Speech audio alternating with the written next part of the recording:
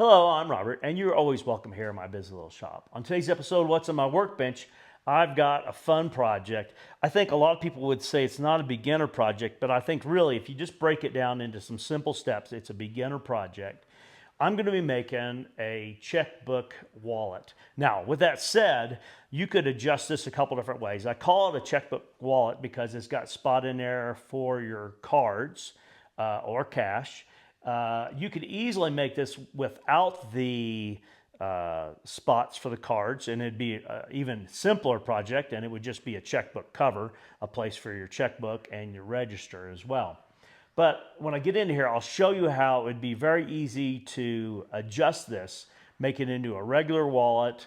You can really take it a bunch of different ways depending on what you want to put into it. It's very adjustable from there. And I know a lot of people, they want to buy the dies to cut the T-pockets specifically is probably the bigger part of it. And that would be one way to go, and it would speed the process up. But I'll show you how I cut the T-pockets without having a die cut. So I think there's enough of a ramp up there. I do appreciate you taking time to be with me. Let's get over here on the workbench and we'll get this project started. So I've already done some pre-work and cut parts out. I didn't figure you need to watch me cut out boxes and rectangles, but I wanted to give you some measurements. This is 7 inches by 7.5 inches. This is some SB foot left over from making totes and dop kits. And this piece is 5 ounces. This one here is also some SB foot. It's, I think it's about the same, 5 ounces. Nope, that one's 6. And then this is some leather here that I purchased. It's kind of a blue denim color, and it's quite a bit thinner. It's just under 3 ounces. So we're going to be using these 3 pieces here. But while I was at it, I thought I would come up with a few different ones. And these are, I have some with some different tooling patterns on them. I had 3 of them there anyway. I must have left the one on the other bench there. But I've tooled these and I got them up to this point. Now, these I lined, and don't worry, that'll be covered up. But these I lined, and they are 8 ounces. And since they're 8 ounces, it takes more leather to make this bend here. So I made these slightly bigger. So if you were going to do, say, a 9-ounce piece of leather, you might want to be just a little bit bigger. So these are 8 by 7. So the height isn't really going to change. So let me set these out of the way here. So next, I cut out what will make up the inside pocket. On the blue ones, I've cut some vegtan leather out, but on these here, I'm making them all with this chrome tan leather here, and this is 2.5 ounce chrome tan leather. It was boot lining leather I bought from Celoy's Leather out of El Paso. And so these make up, I'll show you here. These make up the pockets for the inside, like this. So if you were going to make a checkbook cover only, really you could stop here and just sew this in and you'd have a completed checkbook cover. So, but I'm going to make this to where it has spots for cards as well. And to do that, I cut these pieces here, and these are 3.25 by 3 inches. And those will go down along here, roughly like that. And I created there'll be 4 T-pockets, and then the bottom piece here. The bottom piece is 3.25 by 3.75, and I do that on purpose. When I get done, this will overrun the bottom, and I will just trim that to match so that all the edges will line up nicely on that. Now, I know I'm going through this kind of quick, but I just wanted to get past this, the size of these items, because I know a lot of people will ask me that. Now, what I did was I took every one of these and I ran them through my bell skiver. You can hand skive those. And the reason why I do that is so that where this piece of leather is down here, and then it's going to be sewn into this part, then this next one here, it just eases these edges here a little bit and makes them to where they're not quite so dramatic there. So once I get all those parts cut out, then it's time to work on the T-pockets, and I'll show you how I do that now. So this was, if I forgot, 3 1/4 by, I cut it 1/4 inch taller than I need. So it's 3 1/4 by 7 1/4. That will be trimmed once it's attached here. This one here was 3 1/4 by 3 3/4, 3 1/4 by 3. The 3 is in height. And after I have them all skived, then I'll move into cutting the T-pockets. To prep the T-pocket, I have a 3/4 inch drop here. So I just line this up on 3/4, and then it's 3/8 of an inch here, and 3/8 of an inch here.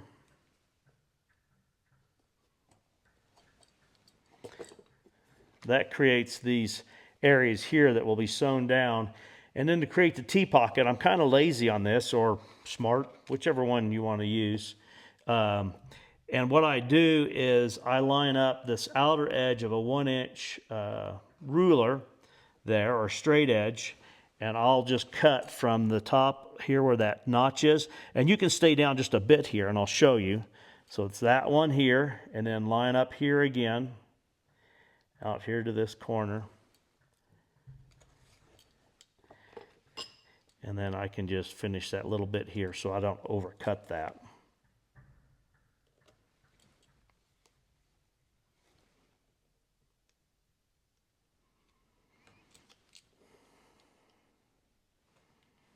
Now that you have created these cut pieces, you have, this is going to go here. This is what I'm going to be building my card holder on top of, is this piece here. And as I set these in here, each one of those takes up 3/4 of an inch of a drop down through here. And I was saying earlier that you could easily adjust this. So let's say that you're making this and it's not for a checkbook. The checkbook is what was the driving factor for the height of this, so that you had room in here for your checkbook once it's sewn in. But if you were just making a regular wallet and you wanted it to be, 5 inches tall, then all you would do is you could do less card holders, or what I would probably do at that point, 1, 2, 3, 4. What I would probably do at that point is I would make these drops smaller. Instead of being 3/4 of an inch, you could do a 1/2 of an inch. That's probably like 7/16, but you could do a 1/2 of an inch, and you could have the same number of cards in a smaller wallet. I think that makes sense. So you would do, I always do 3/8 of an inch this way, but I vary the height depending on what I'm trying to build. So if I wanted to have a smaller wallet, you could do that. So you'd have the same 5 cards, and then you would have potentially, I don't know, maybe a 5-inch wallet here. It'd probably be more like 5.5 inches there, the way I have that laid out. So there's lots of different ways to adjust that depending on what your customer wants. Do they want this wider tab here or the narrower tab? And I just, the one person that asked me to build one of these, it had a fewer number of cards. And I think, once again, I'm arbitrarily deciding that 10 cards is enough, but that's how I'm designing this one. 2 in each, and then end up with 10. So I'm going to go through, I'm going to finish cutting all of these T-pockets out. I've got it, there's 4 T-pockets in each one. I've got 8 wallets. That's 32 of those I need to finish cutting out. I'll get those cut out, and then I'll be back here in just a little bit.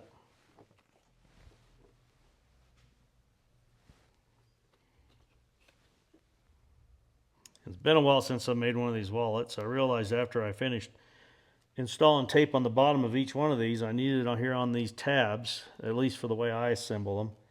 So I'm headed back through these. And yeah, it would have been quicker to do it, all at the same time, but it probably didn't cost me that much time. So I'm going to finish putting tape on these tabs of the T-pocket. And then I'll be back here in just a minute, and we can work on the assembly.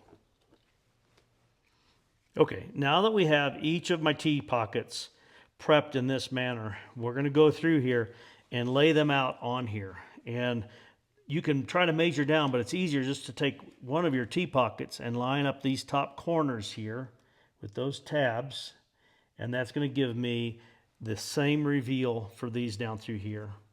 Let me peel this tape off of this first one here. I'll show you what I'm going to do. Let me make sure that's lined up again. You can put it on there and clip it if it helps, and I'm just going to butt this up against here. Make sure I'm lined up side to side. And then install that there. Don't need to tap it, but I find that tape is extremely difficult to remove once it's been, clearly adhered. And that's one way to do that. If you're doing some type of oil tan leather or something that's been, a lot of wax worked into it, you're going to find it's harder to hold in place. So anything you can do, such as that, will help during this process. Now, you could stop after you install each one of these and sew it in place. But I've found that if I'm somewhat careful with it, I don't need to do that.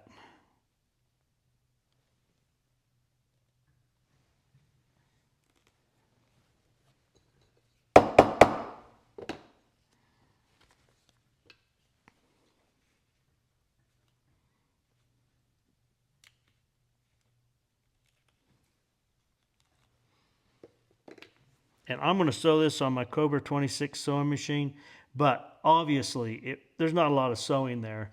You could create some holes here with your chisel, and wouldn't take very long to hand sew that. And if you wanted to do that, you could also do that after you install each one of these instead of doing all of these. But what I'm going to do is I'm going to install them on there like this. I'll do that on each one, and then what I'll do is I'll just take my sewing machine and I'll just stitch across this, and then I'll flip this over and I'll stitch this one, and I'll work my way up here to the top. So let me finish getting each one of them to this point, each of these assemblies, and then I'll meet you over on the Cobra 26 sewing machine. Well, I'm set up here, ready to go. Just a recap, each one of these is attached with double-sided tape in there. And I just need to stitch each one of these, and I find it's easier to work my way up than down, so that when I fold the other flat back, it is already sewn in place. It's not going anywhere. I think that makes sense. And I'm just eyeballing about 1/8 of an inch, close to 3/16 from the bottom, and I will stitch forward here. I'm starting about 1/3 of the way into it, and then I'll back over to the other side, and then a couple stitches forward, and we're good to go. Just like that, that one is sewn.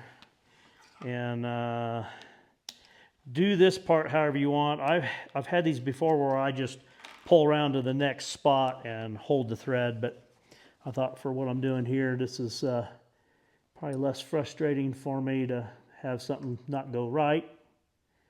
So we'll just get each one of these done. I'm all about trying to find places to save time, and there's probably better places than on a little stitch like this. So go with whatever works for you. The hardest thing is probably trying to figure out what color thread to go for each one of these. If I didn't say, this is 138 thread from Leather Machine Company. The color is chestnut, and I don't know what size needle it is. The appropriate size needle would be my answer.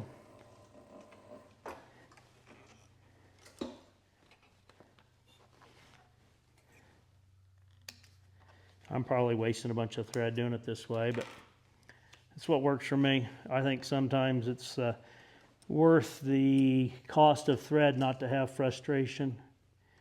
I had someone got one of my quotes out of one of the last videos where I said that thread is cheaper than frustration. I encourage you to find things that work for you in your shop and then do those.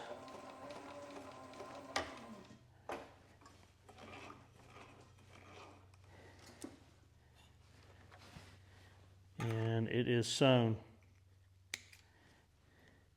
Trim these wild hairs here. We'll take a look at it.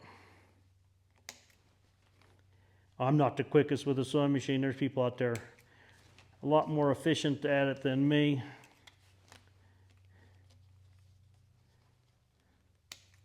And I will, I've done two different things. I have melted the ends off here before with a lighter, and I've also, believe it or not, I've just put a dollop of clear fingernail polish on those to keep them from coming undone. So I'm going to go through, I'm going to do that with each one of these, and then when I get that done, I'll show you putting this piece on. That'll be next. I want to say, on this chrome tan leather, I don't worry about these top edges here, but on the veg tan pieces, I went ahead and I did a little burnish before I assembled them. I thought maybe you'd enjoy seeing it this way. Here is going to be the body of the wallet. It's going to go on here like this. And if you remember, I cut them long so I can trim them to fit. So this next step's important here. I was trying to explain why. So on here, I've got double-sided tape on each one of these tabs and these as well. I'm ignoring these for now. I'm going to sew this side only, because when I sew it into the wallet itself, then I'll pick up the bottom edge and these here along this side. So what I want to do, like set this out of the way, I don't need this now, I was just trying to show you, is I'm going to go through and I'm going to remove these tabs here, or the lining paper from the tab, and line up this edge here. Ignore the other side for now. So I line up that one there, and then this one here,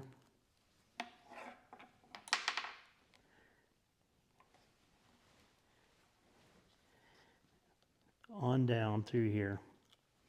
Because when you install this assembly in the wallet, you can trim this side if need be. This side is going to be the finish.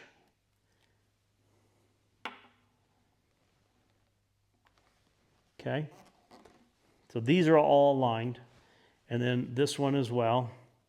See if you got a top or a bottom. It doesn't appear to matter.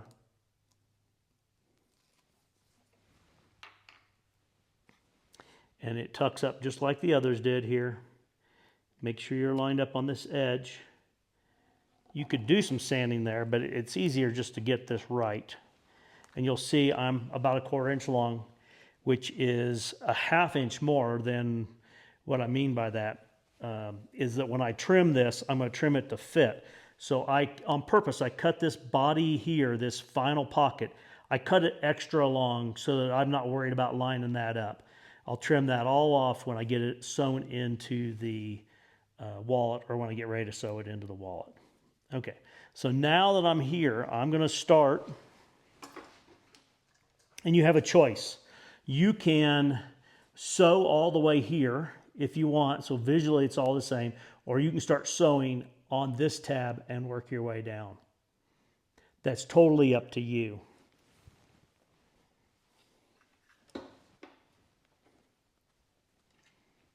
I'm going to start on the first tab, and I'm going to set my guide here. I like how that's already set. And I'm going to start by backing up to the top of this first tab.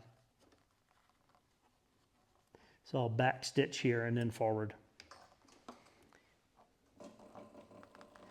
And I'm going to back stitch until I lock in that top edge, which is there.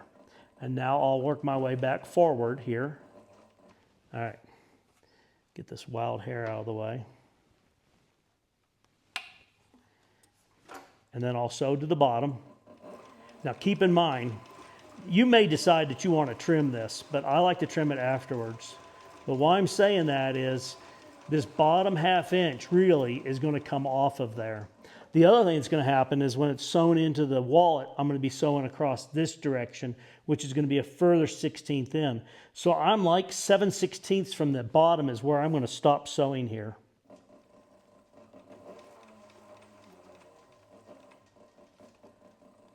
And then I'll back up here. All right.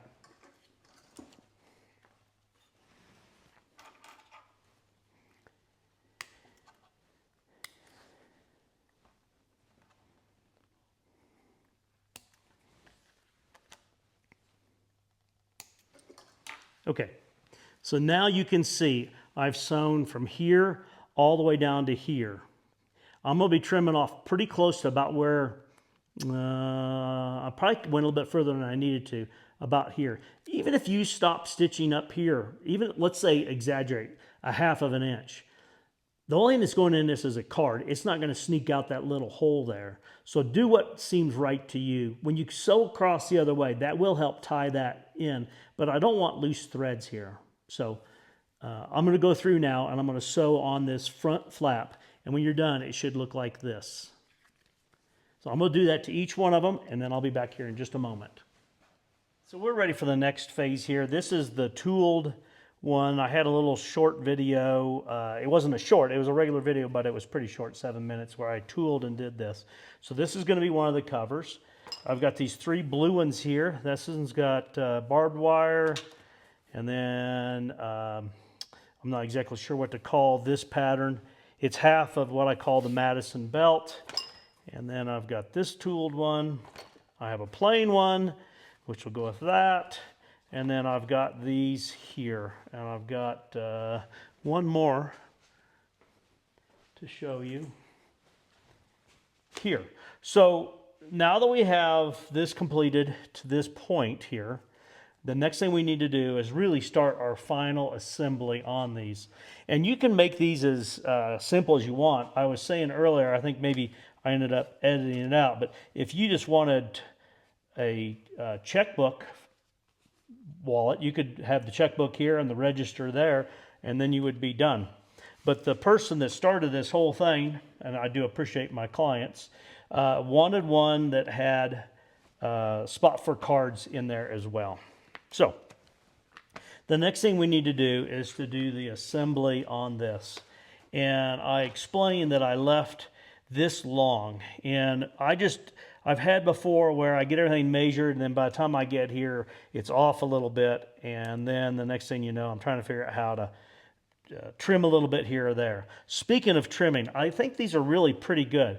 If you were off a little bit here, I told you to focus on this area here, but if you had off a little bit here, I would try to just sand that smooth. I wouldn't try to trim it, because the reveal here is really pretty tight on this stitch line. The other one's going to be a little bit wider, not dramatically, but this would be a good time to sand and burnish. On this chrome tan, I'm not going to do that here, but on these veg tans here, I'll do a little sanding and burnishing here before I assemble these. You can do it afterwards, but it's so much easier to do now than then. And you can see I'm off a little bit there. So I'll do a bit of sanding and burnishing. I'll probably even take my Ron's number 1 around this a little bit. But on the chrome tan, I leave that well enough alone. Let me grab my double-sided tape.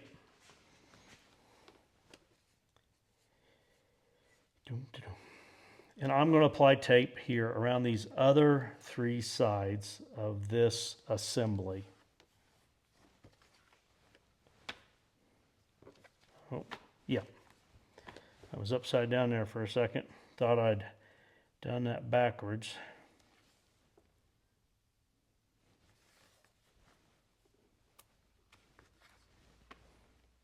And if you remember, this is long. And you can see I'm a little bit crooked there. It's not going to show here, is it? But it would if I was trying to match that up. So I'm going to come up here inside of a 1/4 inch, because that's where that's going to trim, and I'll still be there. So that's that side. And make sure I know what edges look best.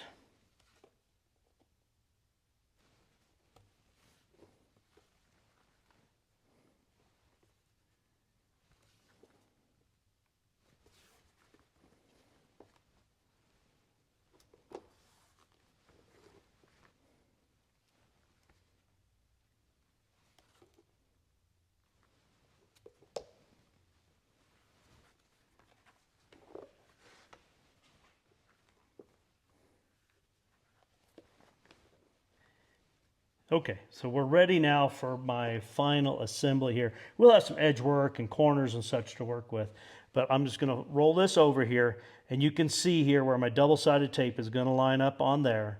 It's going to be on there like that. The top, if you remember, I set that to where it's the same as each of the reveals on those T-pockets. So that means I want to start up there. I don't want to center this because that top one would be different than the rest of them. So what I'll do, don't get yourself turned around, Robert, and I'll match up my top edge here. Okay, here's one thing to consider. Check out this edge and make sure that you're good there. This one's a little bit wild. I'll trim that off.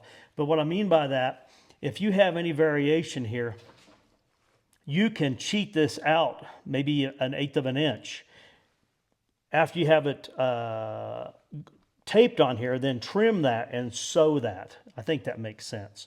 But I'm going to line up this top corner here and this top edge and down along this side here.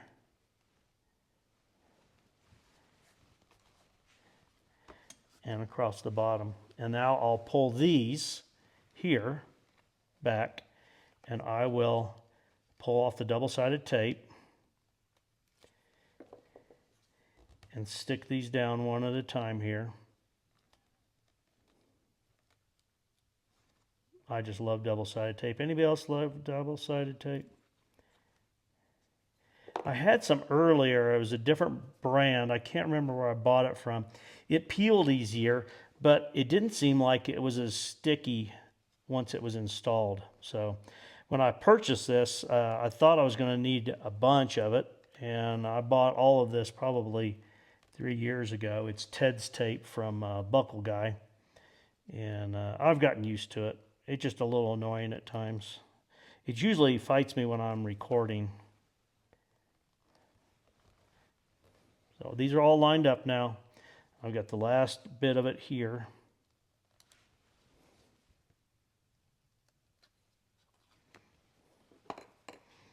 And I did not put any on the bottom here. Line that up. Make sure each of these are tight here. And if I need to overhang, then I won't worry about that. I will sand and trim it, but this lines up nicely. Okay. So that is there. And then we need this one here.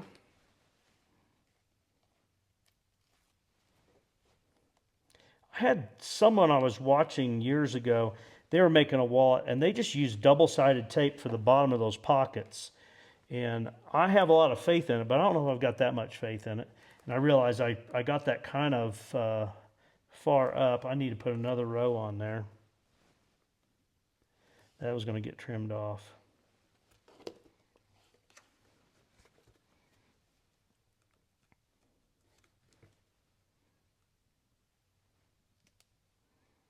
I love double-sided tape.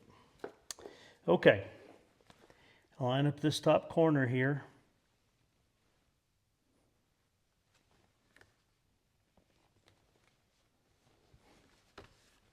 Okay. I know, I've said okay 100 times.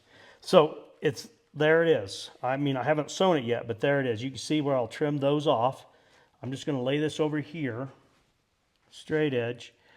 My experience on chrome tan leather is if I use a knife like this, you can do it. It has to be deathly sharp, and it tends to want to stretch. And I think sometimes when it does, you get a jagged cut. And so I'm going to use my rotary cutter here. And I lined it up to just off the edge of the body of the cover. And I'll just cut through here.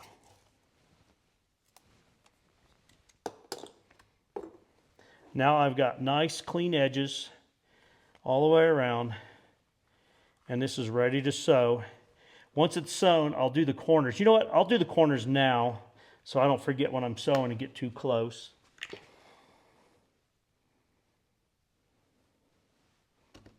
I don't like hard corners. My experience is they kind of mush and get flattened. And a rounded corner is more, I think, appealing on something like this anyway. More comfortable. especially if you get it round, not like I skipped it there.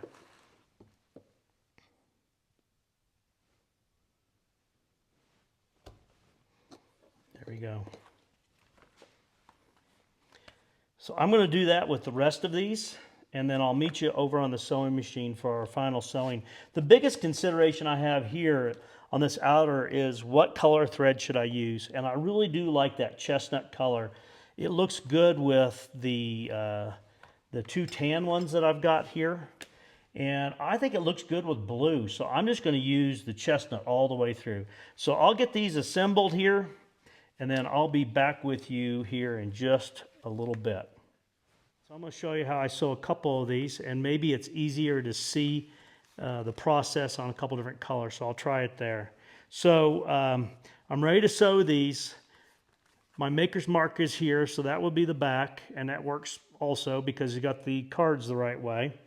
So I'm going to go ahead and set up in here, and I like this same thread. You could go black. I guess you could do blue. I probably have some blue, but I think this color looks really good with blue. And since this is the back and my maker's mark is there, I usually start my sewing down here and sew my way around it. So we're gonna, lots of sews there. So I'm gonna start right here sewing so that you understand where I'm at. Is that enough sewing? So follow along.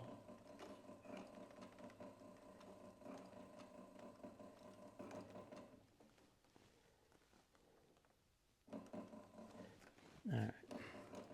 And as I work my way to this corner here, I can hurry up.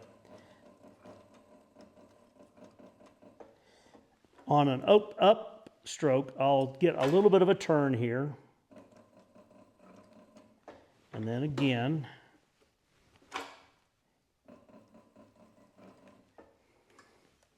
I probably could have centered this stitch a little bit more. I think it'll look fine though.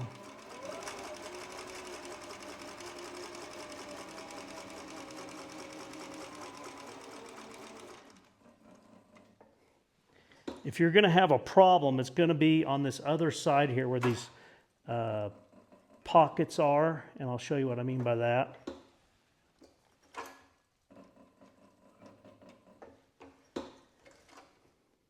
So when you come across here, it's easy to catch this leather on there. So you don't want to let that happen and have it folded back on itself. I think it's more likely to happen on the chrome tan on the than on the veg tan, but it can happen.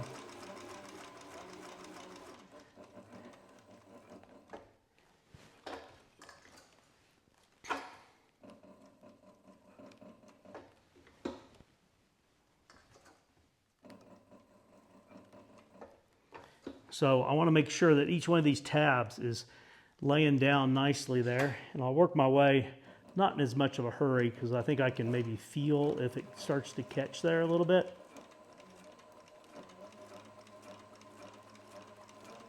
Some of it can be avoided by how you set up this table. If you have it up higher, it's less likely to catch on the front edge of where the needle enters the body of the arm.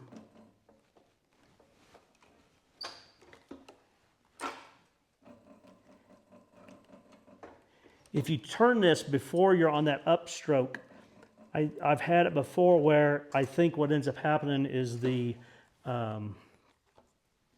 thread gets twisted away from the pickup body in there. I think it's the shuttle or whatever, but there's a needle in there that picks up that thread, and I think what ends up happening is you pull it away from there before it catches it.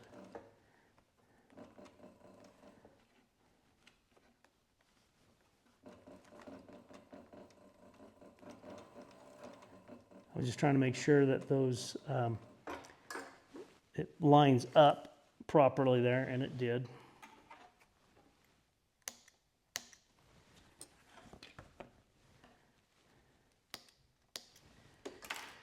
Okay, there's a blue one, and it'll take some breaking in, there's no doubt. That's pretty cool. I kind of like that barbed wire look. That's a Barry King stamp that I purchased there. And this stuff's easier to catch, and it catches on this edge right here. And I've had that happen before. It's pretty frustrating to have happen. So same thing here. This will be where the checkbook is, cards in here. So I'm going to start down here in this corner.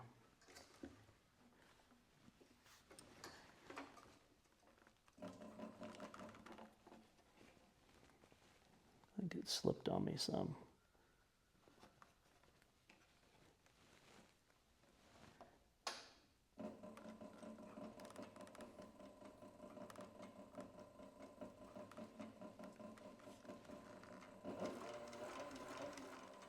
Oh, did you see that? It started to roll up there. It's catching there.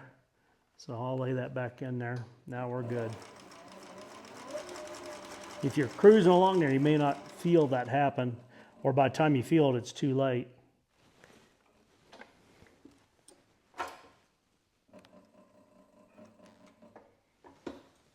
Same thing. There's, what, 7 edges or 6 edges there that might catch.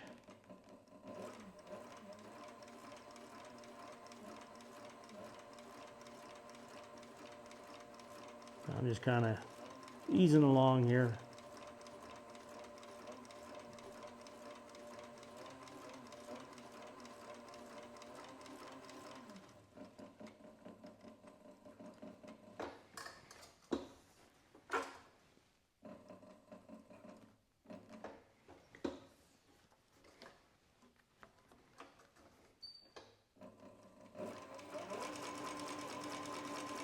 One more edge that might catch here. Oh, it started to.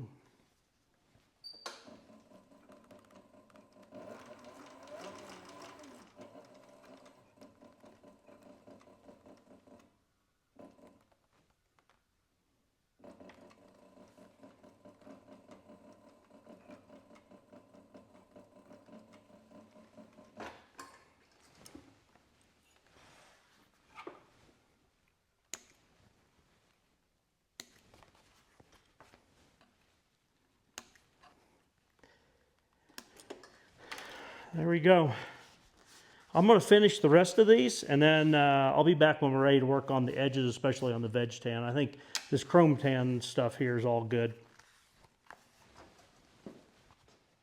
So we are making some progress here. And yeah, I decided to put a little bit of dark dye here on the edge. And I find that if I burnish my first pass with burnishing before this, it helps to control where the dye goes. Hopefully I don't jinx myself by saying that.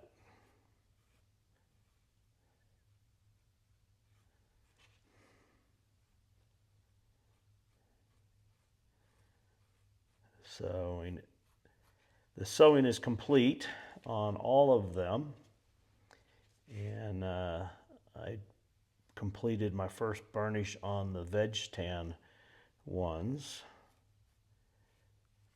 And before I put my clear finish on them, I think I'll be using Resin today. I thought I would get this one here touched up. So let me get this touched up, and then I'll be back here in just a minute, and we'll have the Resin out, and we can go from there. Okay, let's take a quick look at where I'm at. These are my 3 that are chrome tan. That's a slate blue or blue jean blue. It's been really popular in some of the bags that I did. I bought this, it was a full hide. I bought that from Tandy. And then these 2 are SB foot leather. This has got that little bit of a pebble finish to it. And these are both SB foot Red Wing boot leather. So I think those look pretty good. That's all I'm going to do to these edges. From handling them over time, these edges will pick up oils from your hands and smooth down, and I don't think we need to do anything more with those. So those 3 are finished, other than I'll put my maker's mark on here. It doesn't really take very well on this type of leather as opposed to veg tan leather. So that leaves us these 5 here, and you just saw me, I put edge dye on this. I thought about putting blue edge dye on here, but I kind of like that two-tone look on them. So I've completed a first burnish on all of these edges here, So we are just about finished. What I'm going to do is I'll put resin on here. I'll get started on it. I'll put resin on this wallet, and I don't know that if I showed it, but the natural vegtan, I put an oil finish on all of it, just a light oil, before I assembled them. And I'll use resin here, and I see I've got a fingerprint down here. I may need to change gloves. I think, let's see if I can work with this. Yep, we got it off of there. So I go back and forth on whether to put anything on the natural vegtan on the inside here, let pick up oils from your hands. But I'm just going to use a coat of resin on here. You're obviously welcome to do it your way. And what I'm going to do is I'll get resin on all of this leather. I'll let this dry, and I'll come back with some probably 320 sandpaper and sand the edges on here, and then I'll come back with one more coat on the edges. I really think that that's really pretty. I know blue's not for everybody. People ask me from time to time where I get my supplies from. I'll try to find links for everything. I'm not sure on that denim blue color if I can find a link for that. I've had that for a couple of years now. I made a couple of projects. I liked it so much before I ever used up the complete hide. I ended up buying another complete hide of it. And I've been slow to use it. Just seems like I get on to other projects and don't get necessarily right back to that. But I'll put links to everything. This blue is a pre-dyed leather, vegtan leather from Montana Leather. And I think it's really a beautiful color. If you notice, there's a difference between these two. And I was trying to decide which way I wanted to go with that, but the this is more representative of what the color is. I used black antiquing on here to set off the this one here's got a barbed wire finish on it, and I like how the color is affected by the black. And what I actually do or did on that one is I did not put a resist on it beforehand because I like it to shade that blue just a little bit. It is a pretty blue though. I tell you what, I think it turned out nice. And I said it was from Montana Leather here. I've bought, gotta think about it here. I have purchased 2 sides, and they gave me a side of it back a ways when I was completing a bunch of projects with that leather from Montana Leather. They gave me a few hides of their colors. I understand they're getting some new colors in the that line. I'll say it wrong here. Vaqueta leather. Probably more emphasis on the Vaqueta leather. I tell you what, I apologize. I'm horrible at pronouncing some things, especially that have a Spanish twist to them.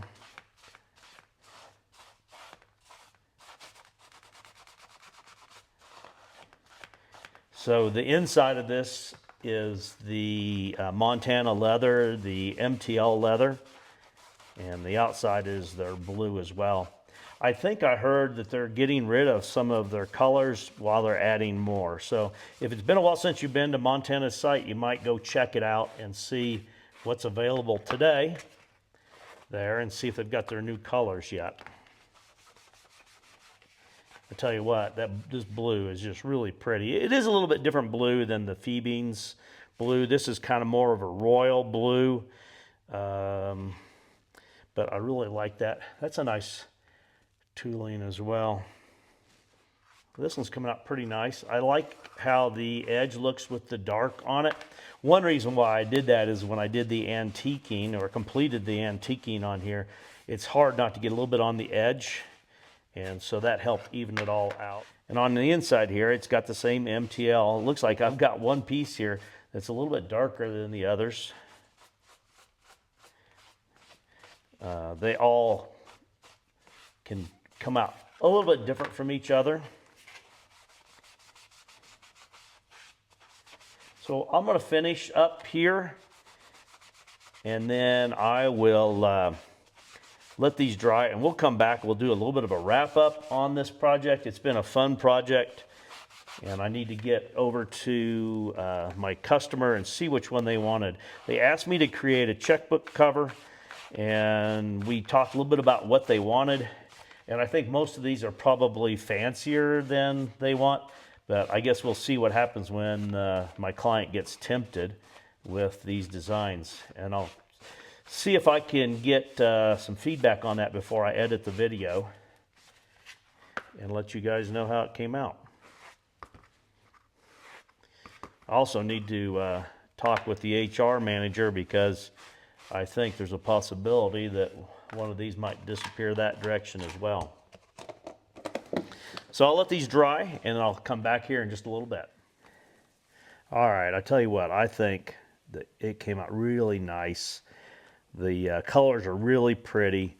This barbed wire stamp here from Barry King, this is the first project that I've used that on. I've done a little bit of testing with it.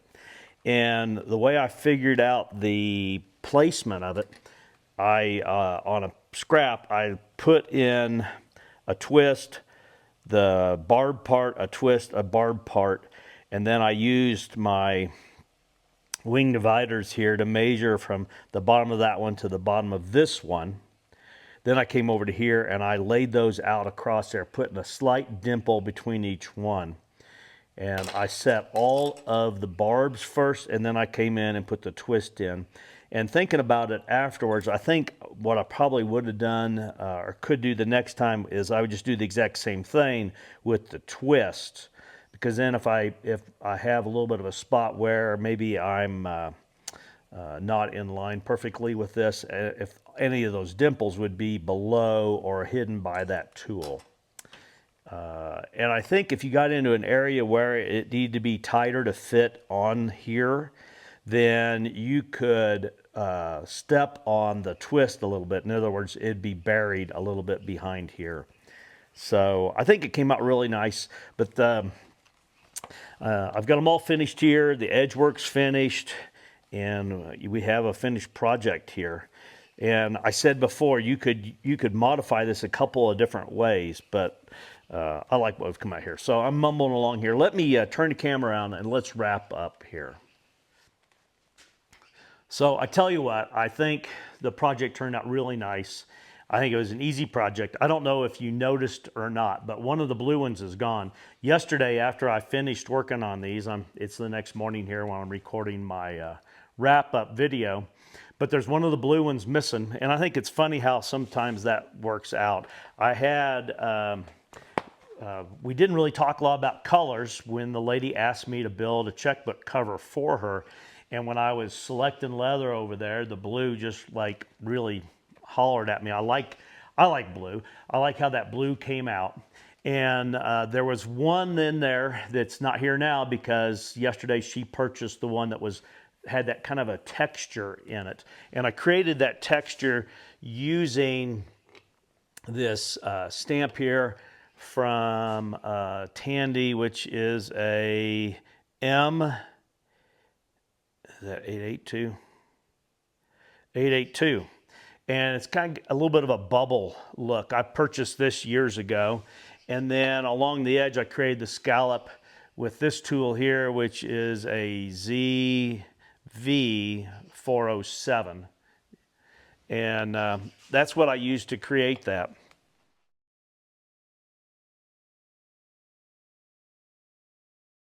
So get out your leather scraps and be creative. I didn't realize that the lady liked blue, but when I opened up the box, her husband was like, "Oh yeah, she likes blue," and I thought it was going to take some time to pick which one, but she felt that textured one, liked that textured one, and bought that one. And it's funny how that worked out. The blue was a little bit by chance that I picked blue, and then I was creating those, and I had these two different tooled borders on them. I'm like, I'll do something a little bit different, and I picked that, created that one by chance. It was the last one that I tooled as well. Anyway, I think, to me, it's a beginner project. I don't think most people would have a problem doing that. It's easy to modify this. You could create a smaller, more traditional sized wallet.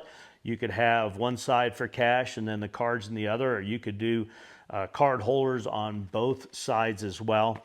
The leather that I used, one reason why I have people ask me about making wallets, and they just start to get thick. And I think a checkbook register usually is probably not in your pocket. And I probably think about things from my perspective.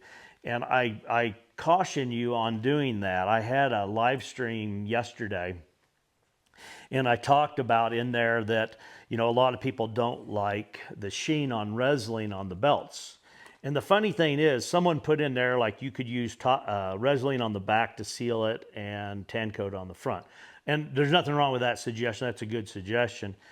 And they said for people that have a problem with that, the only people that I've ever had make comments about the belts being too shiny are other leather crafters making comments on Facebook. And I don't think I've ever really had anybody, maybe one or two people, say that on a comment in my YouTube channel. But I've never had a client ask me if I could make the belt that's less shiny. So I guess sometimes we get hung up on things, as my point, that maybe aren't an issue for our client. We have in our mind of what's right. And that's kind of with like the blue.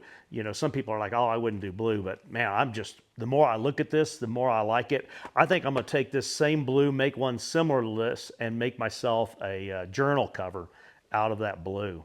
And the basket weave that I've done it in red, which every time I have a red one, it creates a lot of attention, or draws a lot of attention. I think I'm going to make me a blue one and a red one for the Artisan Show next year. But you know what? We're already, I'm wandering here and talking about other projects, but it's easy to take this and modify and make it a lot of different ways. Enough said there. I do appreciate you being here in the shop with me today. Please like, share, and subscribe. But more importantly, I do hope you have a great day.